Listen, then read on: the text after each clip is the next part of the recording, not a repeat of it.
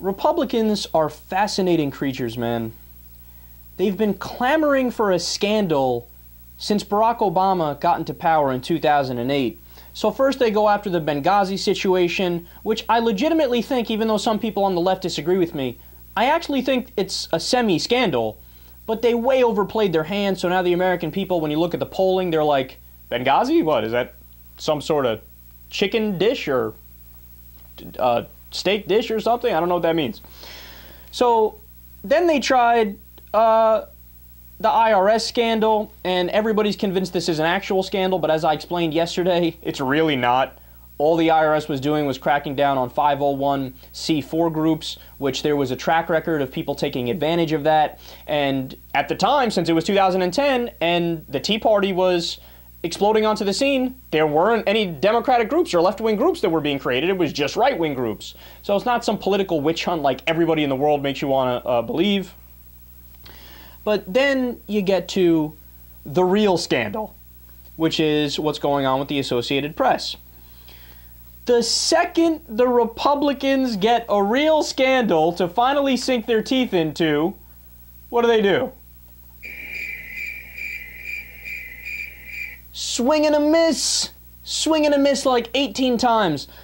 Quote, "Well, I think we need to see how this plays out," said Senator John Cornyn, Republican of Texas. "I have questions about it, but I'm willing to wait and see how this plays out, whether it was narrowly targeted or whether it was a net that was too broadly cast." Quote, "I want to see the details. What was their rationale? Why did they do it before offering an opinion?" John McCain, Republican of Arizona. "For me, to rush to a judgment without knowing all the facts is just not appropriate."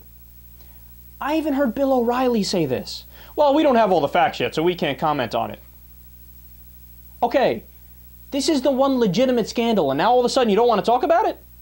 Here are the facts.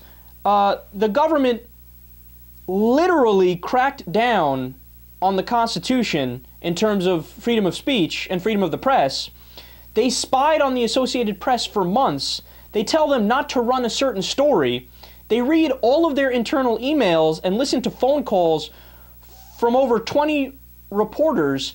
They do it for months, and now you're not outraged? Oh, that's so stupid. Oh, that's so stupid. You know what it reminds me of? When I was flipping out and losing it in terms of civil liberties and Guantanamo Bay and the illegal drone war.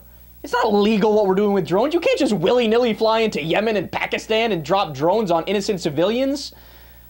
Thousands of innocent civilians, including hundreds of women and children. That's not me talking, that's a NYU Stanford study talking, right? Only 2% of our drone strikes hit Al-Qaeda operatives.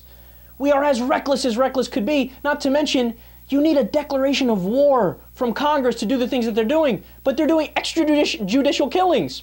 But where are the Republicans on this? So, cracking down on due process of law and habeas corpus and the Constitution. Nope, they don't want to talk about that. That's not a scandal. They agree with Obama on that. Cracking down on First Amendment and freedom of the press.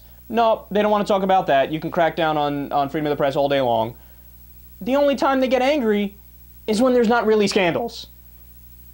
When they make up the Kenyan birther Muslim and then the Benghazi and blah, blah, blah, blah, blah, blah, blah, blah.